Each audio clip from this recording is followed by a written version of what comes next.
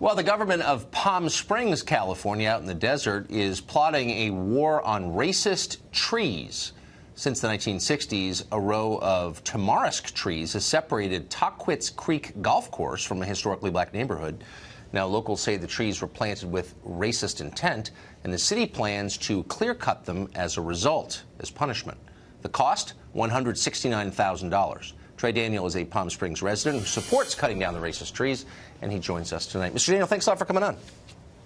Good evening. Thank you very much for having me. I want to put up on the screen, at first I thought, wow, this is a crazy story, but then I thought, we've learned a lot about what's racist in 2017. Here are some of the things we've learned this year are racist, okay? Ice cream trucks, car insurance, The Little Mermaid, Dr. Seuss, milk, math, science, the Bible, grammar, the iPhone X, emojis, jingle bells, babies, solar eclipse, the anti-racist book To Kill a Mockingbird is racist, and of course Apu from The Simpsons. Now trees in Palm Springs are racist. Can you tell us how you reach this conclusion? What racist sentiments have they expressed to you? How can you prove these trees are racist? These trees, Tucker, are not racist. You're the one that said they're racist. A tree is neutral. It's benign. And it's not the tree. It is the individuals and their intent when that particular type of tree was planted in that particular location back in 1958, 59, 60, 61. Right. You see, that neighborhood on the 14th and 15th fairway is the original African-American neighborhood of Palm Springs. Right. Now, as late as 1950, the National Board of Realtors had in their code of ethics, and I'm paraphrasing, that no realtor should be instrumental in introducing into a neighborhood any race or nationality that will cause property values to deteriorate.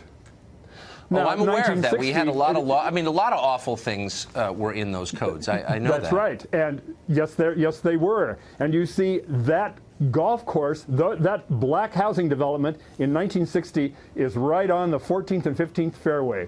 You build golf courses for one purpose, and that's to sell homes. You cannot sell homes to white people or anyone else but hold on. A golf course in 1960. Hold on. No, but you also build golf courses to play golf. But I'm wondering, so I have no doubt, I mean, though you haven't proved it, but I'm willing to believe you that there was racist intent in planting these trees and in a lot of things going on in this country 55 years ago. But why are we punishing the trees for that? You just conceded. We're not punishing that trees. They're not, well, as we're I said, killing the trees them. are benign.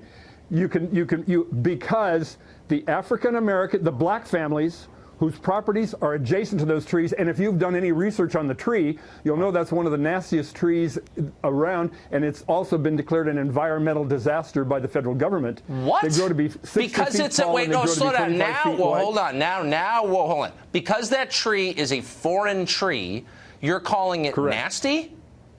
Okay, absolutely. I guess the California I grew up in was a little bit more welcoming to foreigners. Just because the tree is not from California doesn't mean you have to kill it and call it names like racist. Then why is the federal? We're not going to talk about it. We're going to talk about that tree and the way it is not maintained has depressed and deprived black families whose properties are contiguous to and adjacent to the 14th and 15th fairway for 65 years from enjoying, and their property taxpayers, from enjoying the same economic benefits of being on a golf course, the same aesthetic benefits, and the same social benefits. Has it protected those houses from golf balls at all? I mean, there's always an upside to these things. People don't go out and say, we're doing this for a racist reason. They go out and say, we're going to give you landscaping. In fact, we're going to landscape you right out of existence. And oh, by the way, these trees are going to protect you from golf balls. And oh, by the way, well, but there's some truth in that, isn't there? We could have planted eucalyptus. I don't want it. The people who made these decisions, but they didn't. Right, I got it. Only this tree on this section of the golf course. Okay, don't attack the trees again. I found that offensive just because they're not from California. But let me just ask a final question. The people who made these decisions are long dead in almost every case. And yet you're still hell-bent on killing these trees, who, by your own admission, committed no sin, did nothing wrong. Does that seem a little unfair? Shouldn't we punish the guilty and not the innocent? I really take exception to what you just said. This has nothing to do with the trees. It has to do with black families and their they're just getting killed in it, but it's nothing to do with them. They're just kind of in the way. You know, if you were a tree, you might feel a little differently, and maybe meditate on that are you a tree? Tonight. I'm not. What species of but tree at are least you? I'm big enough to think about their perspective in this, and you're and killing you're not them. concerned about the black people and their property values. No, and I'm not saying I'm you not would rather concerned. save a tree. You would rather save a tree than help a black family. I'm not saying that at all.